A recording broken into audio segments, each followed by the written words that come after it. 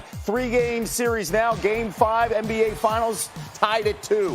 What were you going to get from Draymond Green? How about an attacking Draymond? 8 points, 8 rebounds, 6 dimes. Warriors up by 11 at the end of the first. Celtics and those turnovers, 18 of them, 5 by Jaylen Brown. On the break, transition, the Warriors, so good. Steph Curry finding Andrew Wiggins. Huge night for Wiggins. More on him in a moment. He had 16 points. Playoff career high for a single half. Warriors up by 12 at the break. But here comes Jason Tatum and Marcus Smart. Jason Tatum and Marcus Smart. Jaylen Brown, Jason Tatum. They were dominant in the third quarter, outscoring the Warriors 35-24.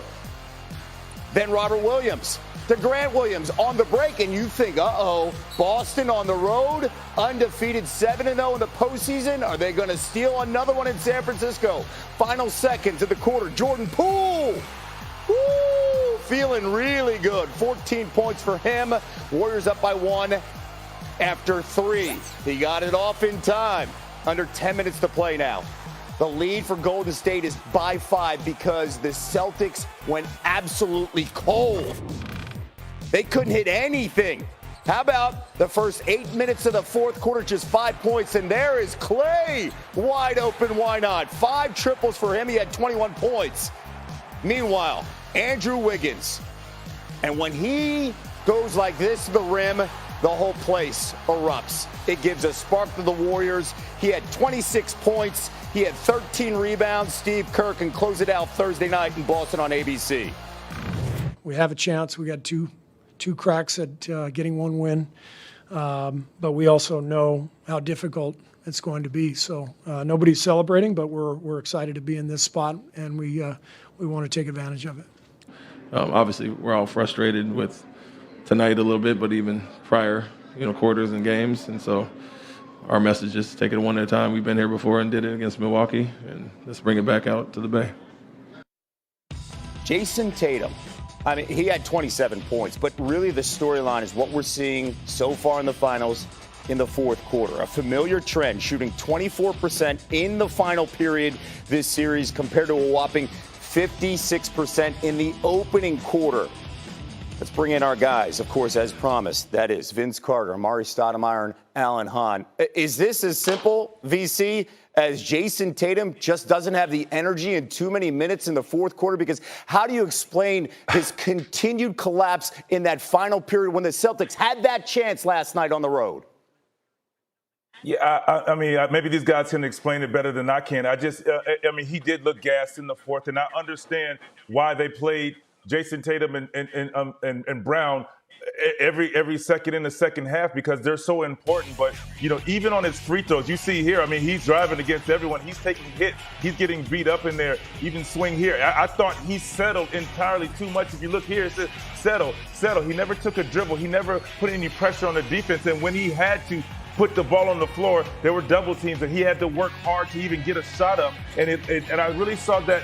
I think he got into his legs late when he was at the free throw line, and the first one was short, and he tried to adjust, and I think it was long. So something's up in the fourth quarter, and a great job by the defense of the Golden State Warriors, really just getting into and making things tough for their superstars. When you look at the league leading minutes in the postseason, 943 played by Tatum over 23 games, 44 last night. Amari, when you watch Tatum especially struggle there in the first 8 minutes of the fourth quarter, what was your takeaway?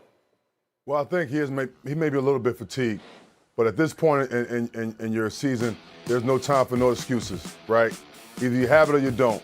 You got to dig deep and find that inner strength to get it done. And so, it's interesting to see because he's such a great player, and there's so many intangibles that he has, within his repertoire of his game, of his skill set that he can bring out that would allow him to be aggressive in the fourth. But I don't see the enthusiasm. I don't see the aggressiveness. I don't see it right now in the fourth quarter, and that's a problem for me. Alan, again, another storyline here. The turnovers, 18 of them. You had 4 from Tatum. You had 5 from Brown. How do you explain what the Celtics are doing? Is this fatigue?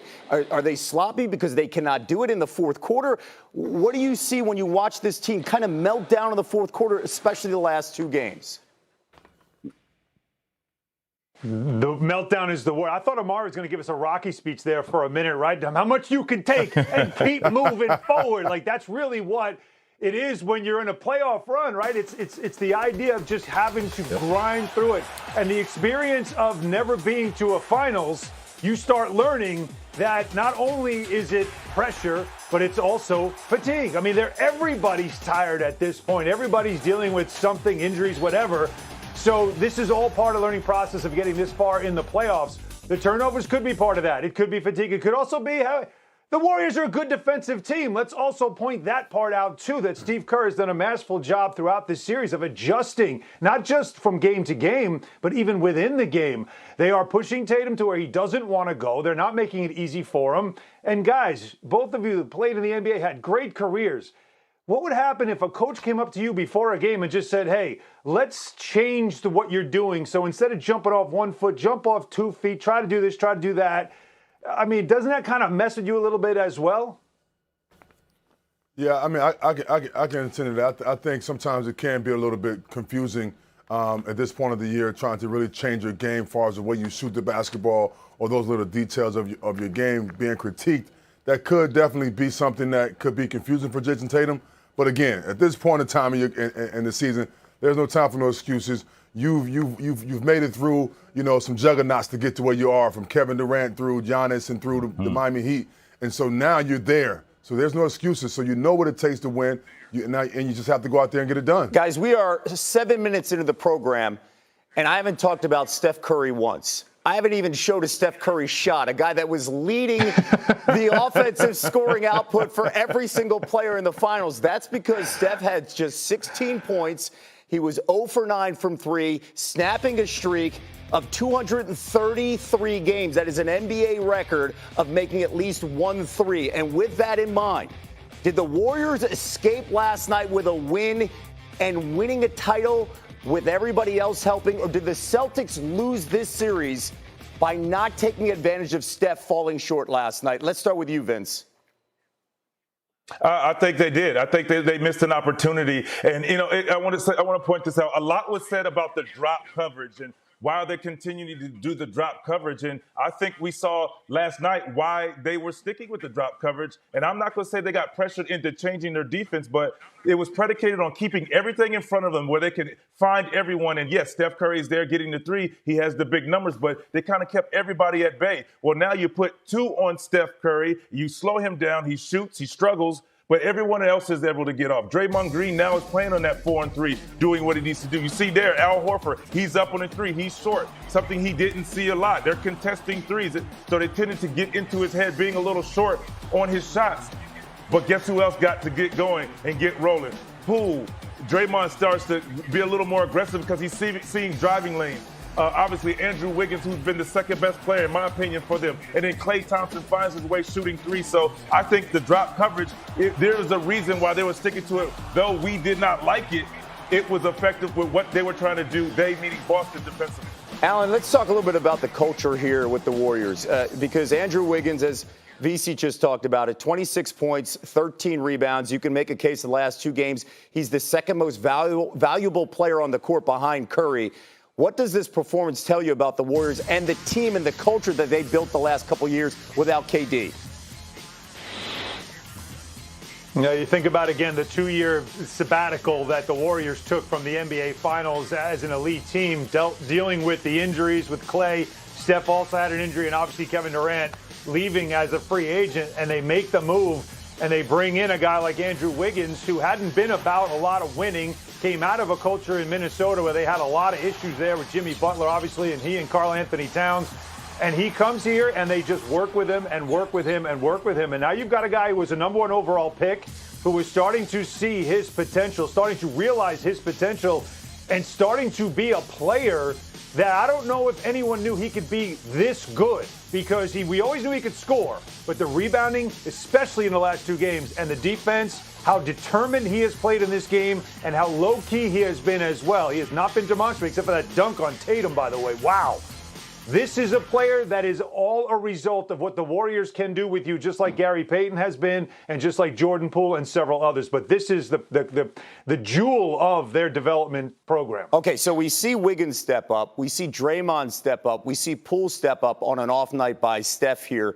On the other side, Amari, with the Celtics, Jaylen Brown's coming off the worst finals performance for him in the first 5 games. 5 for 18, 18 points, but 5 turnovers. What are you telling Jaylen Brown here to try to get back on track because your season's on the line Thursday night? Just take it easy.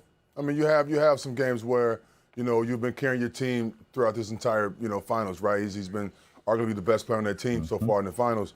And so you have a game where you don't have your best game, and it happens. So just take it easy, take a deep breath, watch some film, recoup, get some rest, and get ready to be who you are, for game 6. So I do think that he'll be fine. It's a matter of just really being able to just kind of inhale, relax, watch film, grab some good food, enjoy your family, and then get ready for game 6. I love your approach, Amari, because I know that city won't feel the same way. They're going to be tight on Thursday night. Vince, what's your advice specifically to Jaylen Brown and Jason Tatum here with their backs against the wall?